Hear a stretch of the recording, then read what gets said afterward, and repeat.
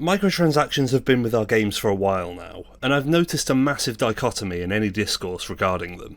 Some say they're the best thing to happen to video games since the invention of DLC packs, while others vilify them as the single worst thing to infest the video game industry as they strip the medium of any artistic value for nothing more than a quick cash grab to line the pockets of executives and shareholders who already own far greater wealth than any single person should be capable of ever spending on their own livelihood, while exploiting and both indirectly and directly harming the lives of hard-working underlings with the actual skills necessitated in game creation along with the artistic vision to make something that lingers in the hearts and minds of gamers long enough for them to carve out a profitable venture, and then have the audacity to claim it failed to meet expectations and just yeet the development studio out of existence, so these insignificant whelps' paychecks don't appear on the next balance sheet to make it look like the business is thriving even greater than it already is.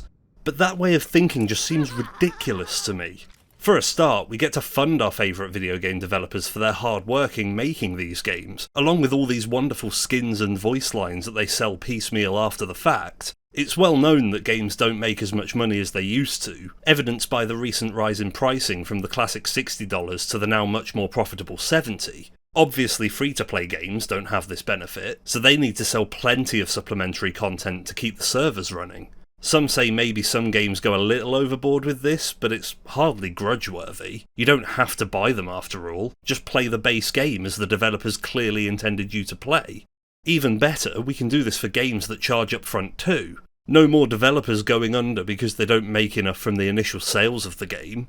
Being able to sell a little collection of cosmetic changes for a measly few tenors extra will keep the publishers flush with money to shower their beloved developers in plenty of funding, so my favourite games will forever be improved and expanded upon. Of course, sometimes games like this end up falling into obscurity anyway, but that's the fault of the players not playing them enough. If only the players would push through the more grindy, boring parts of the games to keep them alive long enough for the end games to get really good, and let those 10-year roadmaps reach fruition. And hell, if that's your problem, some games even let you buy progress. Now, I'm a busy man. I barely have the time to keep up with all the other games I'd love to be better at, so what better option than for the game to let me pay to progress? Skip the grind, get those battle passes filled up, upgrade my units to give me an edge in PvP. I barely even need to play the games anymore. I just need to be there to press a few menu buttons and throw a quick few hundies at the problem and I'm up there with the gamer elite. Plus sometimes, I just look at my bank account and see those numbers a little too high for comfort. Sometimes they almost reach positive credit.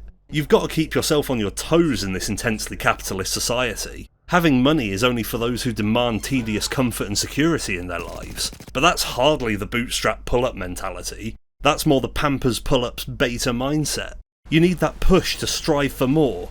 That anxiety is what keeps you active. It teaches you to be resourceful by using your limited wealth to its maximum, and balance your fleeting comforts with the mind and body breaking stress, which is exactly what the video games are for. I use them to circumvent the crushing certainty of crippling credit and careless corporate cronies commanding copious consumption of crunch and contribution of collected capital.